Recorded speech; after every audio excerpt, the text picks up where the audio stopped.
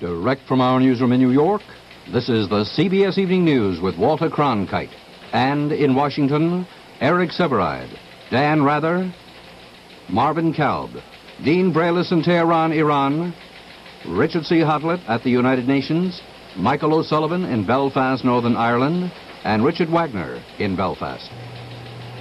Good evening. The ugly breach between the warring countries of India and East Pakistan has taken on a new dimension.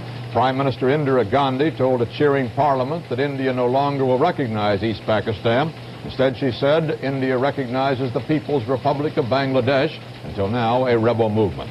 This move so angered West Pakistan that its leaders severed diplomatic ties with India, something that did not happen in two previous wars. In Washington, the Nixon administration tried some economic arm twisting in an effort to bring peace, and Marvin Kalb reports. Branding India the aggressor, the State Department today began cutting economic aid, another sign of the president's deep displeasure with India's policy of dismembering Pakistan. At almost the same time, the president warmly received the new Pakistani ambassador, one of 4 accorded such honors today. Mr. Ambassador, the president said, "We are very happy to welcome you." Other visitors of the president included Senate leaders Mansfield and Scott, who said the U.S. must maintain a policy of absolute neutrality. Later, Secretary of State Rogers assured the Senate leadership the U.S. would not become involved in this war. The cut in Indian aid amounted to $87.6 million, mostly in raw materials but not food. The cut was ordered by the president. The official explanation was that the cut and others to follow might force India to change policy. Some State Department officials do not think it will, and neither does the Indian ambassador. At this moment, we are facing a grave national crisis, and our policies, which have been evolved as a result of very careful calculation of all the factors involved, is not going to be affected by either an increase in aid or a cut in aid. Do you expect further cuts in aid? Oh, I couldn't make any forecast at all. It's very hard to predict these things. But in any case, it will have no effect on the Indian government's policy? No, I'm afraid not. To the basic question, why has the Nixon administration turned so anti-India, there are only embarrassed efforts at an explanation. First, officials say the line comes directly from the president. Second, the president opposes the concept of one nation invading another, which in this case leads to India being branded the aggressor. Finally, the president staked his personal prestige on the diplomatic effort to get a ceasefire and a troop withdrawal. He appealed fervently to the leaders of both India and Pakistan. Mrs. Gandhi did not even bother to send him a formal response.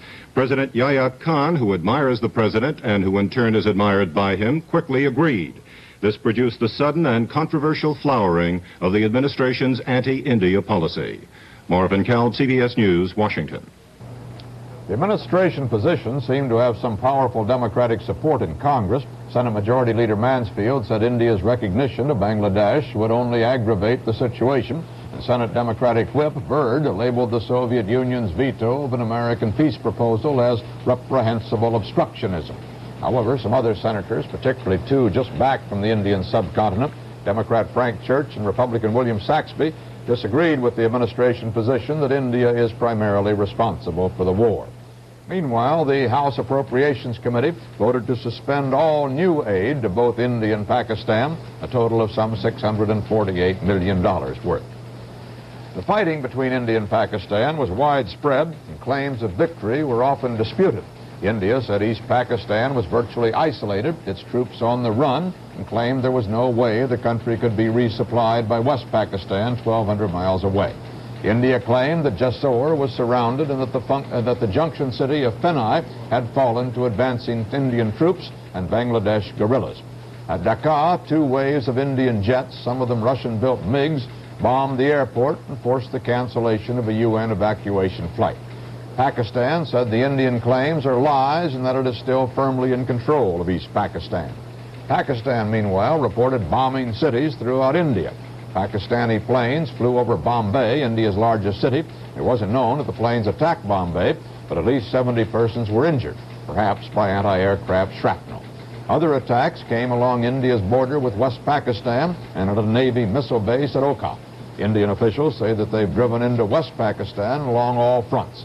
A major tank battle was reported in Kashmir, and India says it destroyed 23 Pakistani tanks.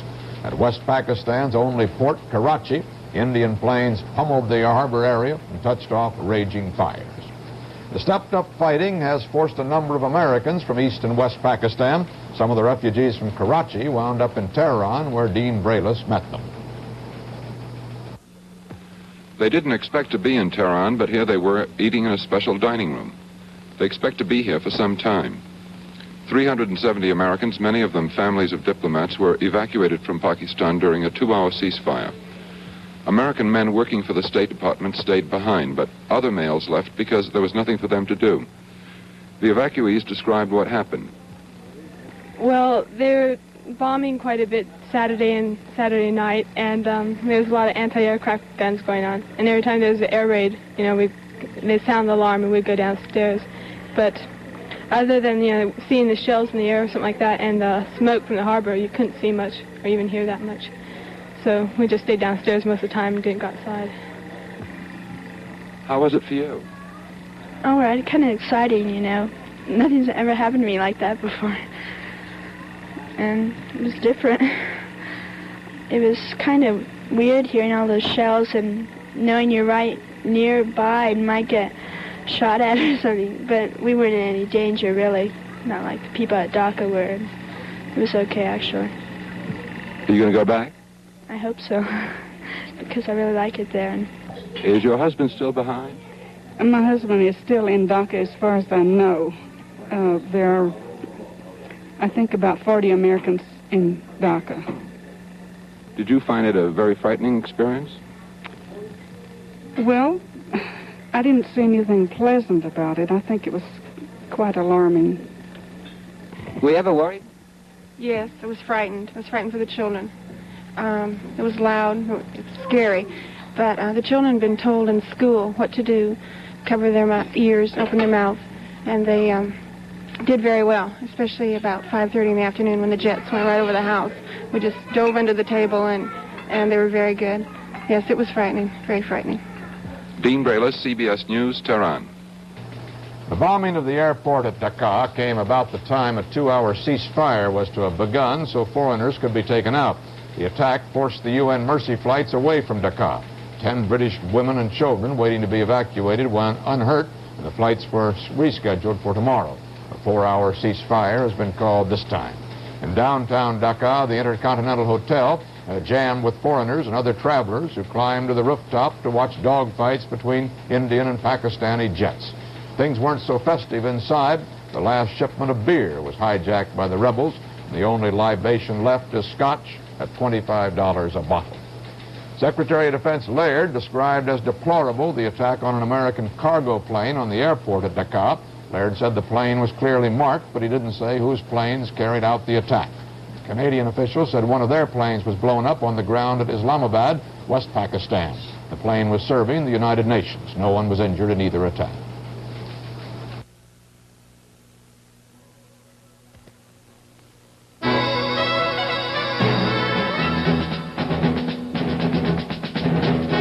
Whether you drive a mini compact, a medium-sized car, or a magnificent limousine, you can trust Texaco to have great gasolines, exactly right for you. Especially designed for better performance and for cleaner air. Gasolines with one of the most advanced additive packages in any gasoline you can buy.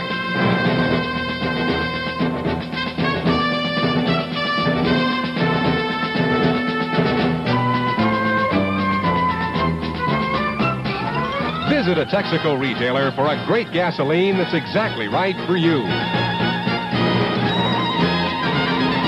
You can trust your car to the man who wears the star, the big, bright Texaco star.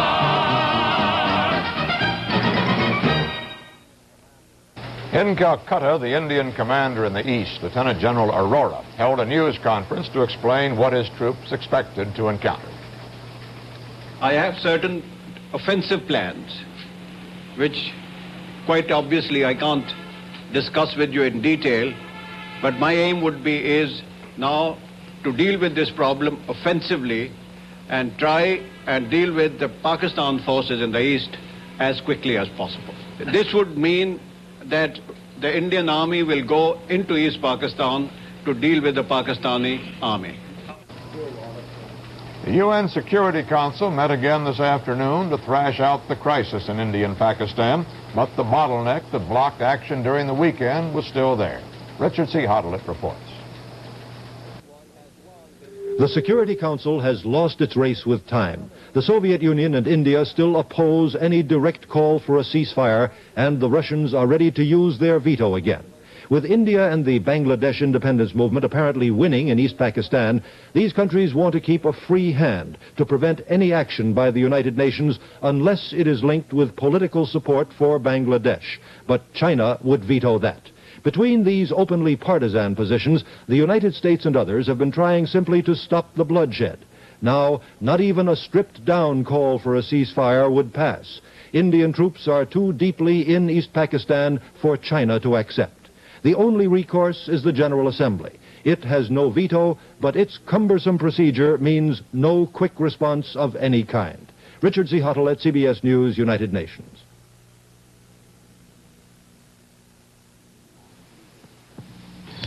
Last week at the Prentice house, a light in the middle of the night. Mrs. Prentice has arthritis. Some nights its minor pain and stiffness kept her from getting a good night's sleep. But then she heard about Bayer timed-release aspirin for relief of minor arthritic pain. Aspirin is the medication doctors recommend. Thousands of tiny capsules of pure aspirin are concentrated in every Bayer timed-release tablet, twice the usual amount of aspirin. Now Mrs. Prentice takes 2 Bayer timed-release aspirin to relieve pain before going to bed. She doesn't take it again for 8 hours. She sleeps well and wakes up without all that morning stiffness. Now, no more light in the middle of the night at the Prentice house. Get Bayer timed-release aspirin wherever regular Bayer aspirin is sold.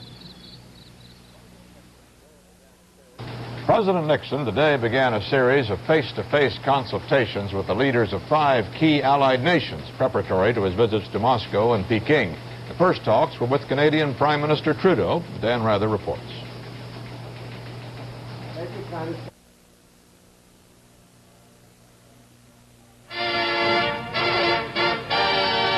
A pomp and circumstance welcome greeted the Canadian at the White House, part of President Nixon's efforts to quiet rumors that he and Trudeau have been cool to one another since their last meeting in 1969.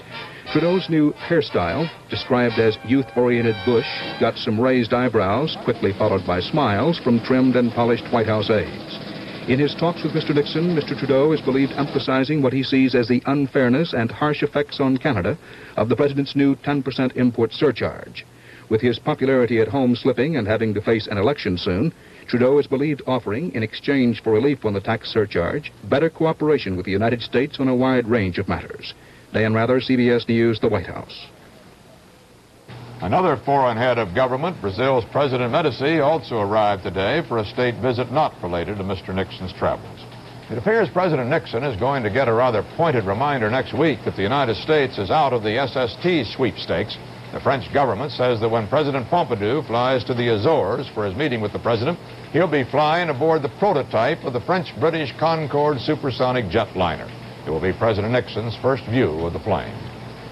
The Senate today confirmed the nomination of Lewis Powell, Jr., a 64-year-old Virginia lawyer, to the Supreme Court. Oklahoma Democrat Fred Harris cast the only vote against the conservative former president of the American Bar Association. At a news conference in his law office in Richmond, Powell had this reaction. I am, of course, gratified by the Senate's action, and particularly by the generous margin of the approval. But the near unanimity of support does frighten me a little. I am too conscious of my own limitations to take it at face value. I'm afraid I cannot live up to such high expectations.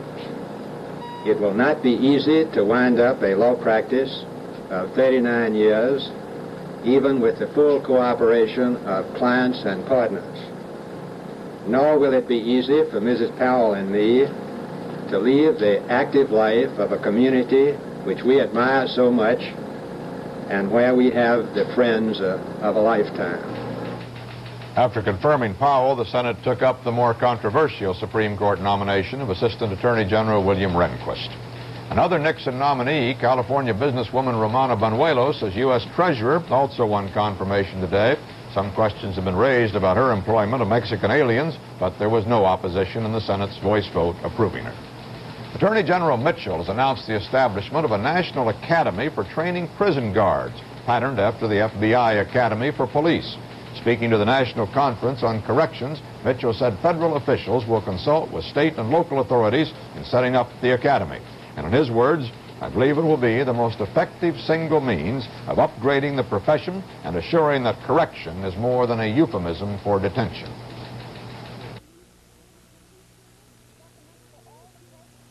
You got the money for all the presents, George? Everything on the list, dear. And the money to make that visit to your mother, too. I switched to Beneficial. Yeah. Beneficial Finance wants to lend you the full amount you have in mind, so you can do what you have in mind. Hey, baby, Merry Christmas! Come on in, you got money. At Beneficial, you're good for more. I've made the greatest cooking discovery since fire. The Radar Range microwave oven made only by Amana. Uses ordinary household current. We cook this hot dog in 20 seconds. The food gets hot, but the oven stays cool. We cook this 5-pound roast in 35 minutes, a baked potato in 4, and ham and eggs in 3. It's great for frozen food and leftovers. Remember, if it doesn't say Amana, it's not a Radar Range. Edgar Smith, the New Jersey man who has been on death row longer than any other U.S. convict, has been ordered freed. Today at his retrial for the slaying of a 15-year-old cheerleader in 1957, Smith pleaded no contest and admitted that he alone killed the girl. The judge sentenced Smith to 25 to 30 years in prison, but credited him for the 14 years already served, plus time off for good behavior. Smith, now 38, wrote a best-selling book, Brief Against Death, while awaiting execution. General Motors, as scheduled, elected a new chairman today, and as expected, he is Richard Gerstenberg, its longtime chief financial officer. Gerstenberg, 62, replaces retiring chairman James Roche. The dollar fell to new lows again today on the major money markets, down 12.5% in Germany and 11% in Japan. On the New York Stock Exchange, there was profit-taking today, with the Dow Jones Industrials dropping almost 4 points. Volume was heavy, just under 17.5 million shares. The average price per share fell 19 cents on the New York Exchange and was up 1 cent on the American. 2 armed men walked into a factory in Belfast, Northern Ireland today. They warned that the place would be blown up in 10 minutes. 600 women employees ran screaming from the building. We have a report narrated by Michael O'Sullivan of the BBC.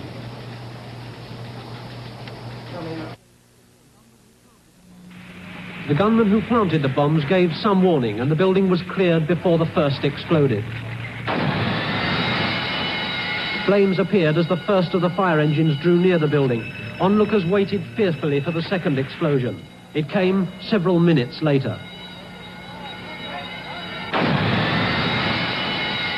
Within minutes, the building was a mass of flame. The heat threatened buildings standing a street's width away, and firemen struggling with Belfast's worst blaze for years, accidental or otherwise, turned their hoses on neighbouring buildings. They saved some, but one caught fire and was itself burned out.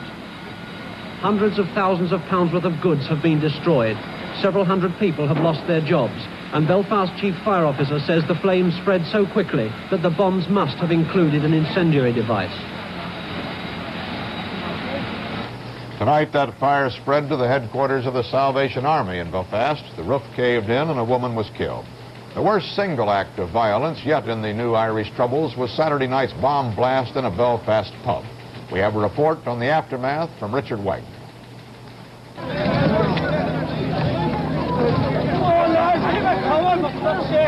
If you pick the rubble up in front of you and pass it on back, and try and get into a series of chains of straight lines.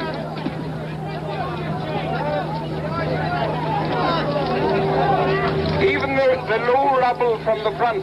That's right, keep passing the rubble back. Immediately after the blast last Saturday night, rescuers dug through the rubble with their bare hands, pulling out survivors and the dead. It wasn't until Sunday that the toll was certain. 15 dead, 2 seriously injured in hospital. The dead include 3 women and 2 children. Now, what was McGurk's bar is a vacant lot. Most of the rubble has been cleared away. There's just a crew of men sealing off the water and gas lines. This was by far the worst single fatal incident since the troubles began here again in 1969, and there is much speculation about how it happened. A Protestant extremist organization claims responsibility, but the bar was frequented solely by Catholics, and no stranger, meaning Protestant, could have entered the bar with a large package without being questioned. An 8-year-old boy has claimed he saw someone place a bomb in the doorway, light a fuse, and run away. But forensic experts, both Army and police, say the blast occurred within the walls of the building, suggesting an accidental explosion of an IRA bomb.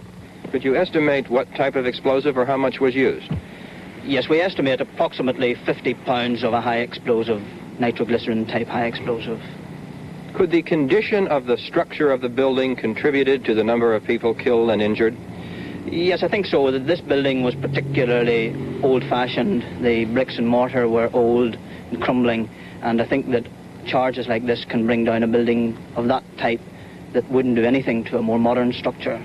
A major tragedy such as this one has long been predicted here. And along with that prediction, there's another one, that just this kind of mass killing would produce such a revulsion for violence among all factions of the population that violence would cease.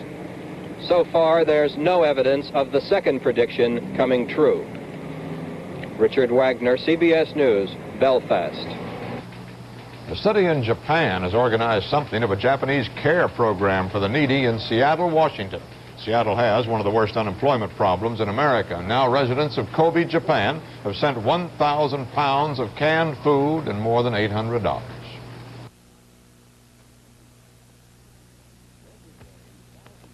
Every day, thousands of people stop at Texaco service stations. Some fill up with one of our great gasolines. Some get a Marfac lube job or an oil change with Haviland Super Premium. And very often, Texaco visits a Texaco service station. Our customer service representatives make sure that what you find at Texaco stations is just what you want. Our customer service representatives and retailers try to make sure every Texaco restroom is sparkling clean.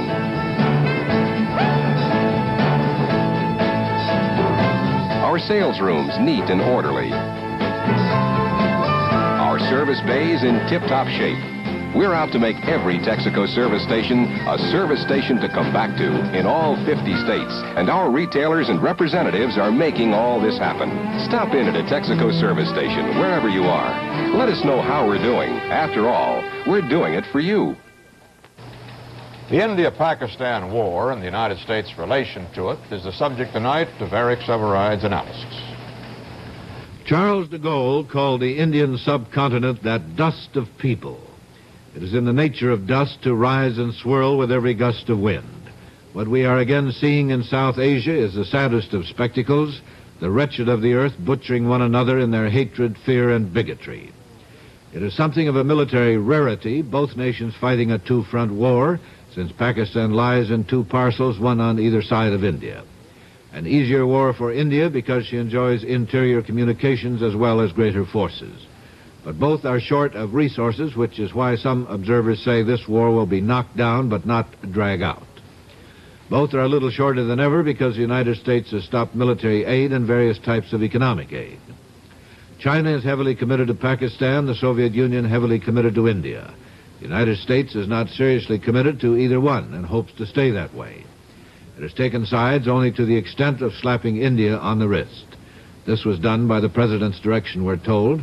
He is in personal charge of the day-to-day official reactions here, and was not pleased when India rebuffed his request for ceasefire and pullback, while Pakistan, the more endangered party, showed willingness to comply.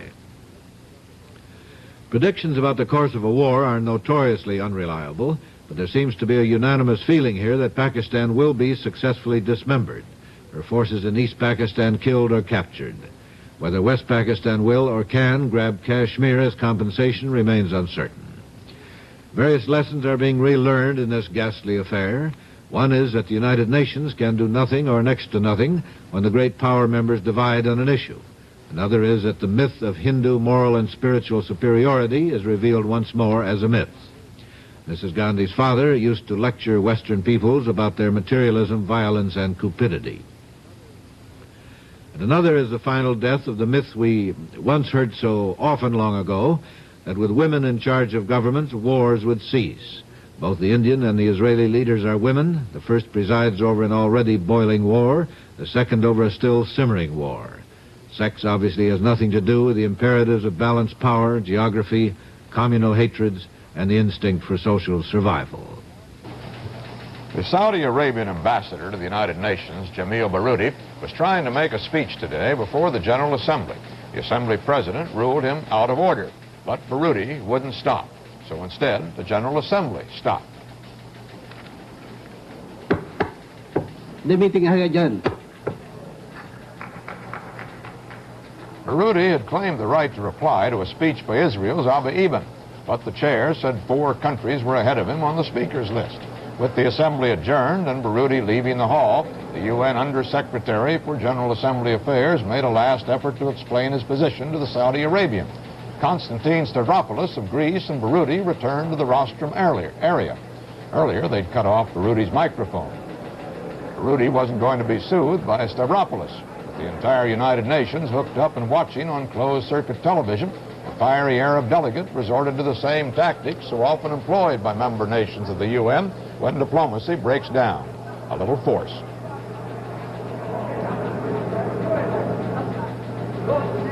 Other delegates crowded around as Baroudi shoved his fellow diplomat, but it wasn't over yet.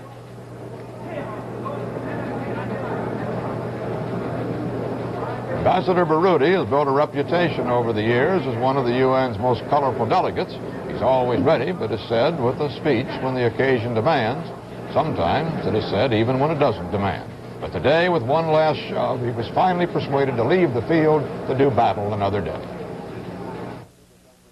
It is Monday, December 6, 1971. This is Walter Cronkite, CBS News. Good night. Hey, are you going to take pictures on Christmas and wait till almost New Year's to see them? Well, Polaroid has a new square picture you can see on Christmas for about the same money. They made it just a little bit smaller. It's strictly color, and check the list prices. Just about the same cost as color pictures you wait days to get from the film factory. And here's the camera that takes it. Polaroid's new square shooter. Get somebody to give you one for Christmas. Give yourself one for Christmas. Give somebody else one and borrow it. Do something.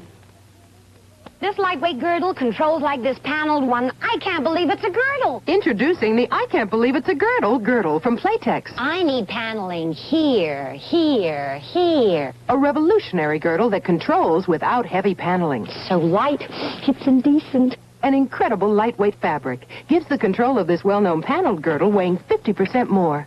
I'll try it. The I Can't Believe It's a Girdle from Playtex. Now this is a girdle. Direct from our newsroom in New York, this has been the CBS Evening News with Walter Cronkite.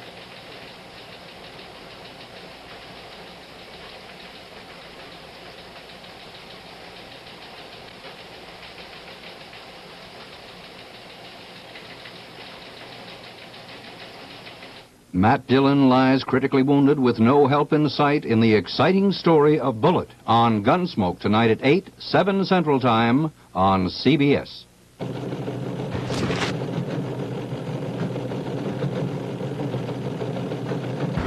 Another Middle Tennessee bank robbery. Some wage price boost have been approved, and a rash of break-ins at Metro schools. Details on these and other stories coming up next on Channel 5 News. One of the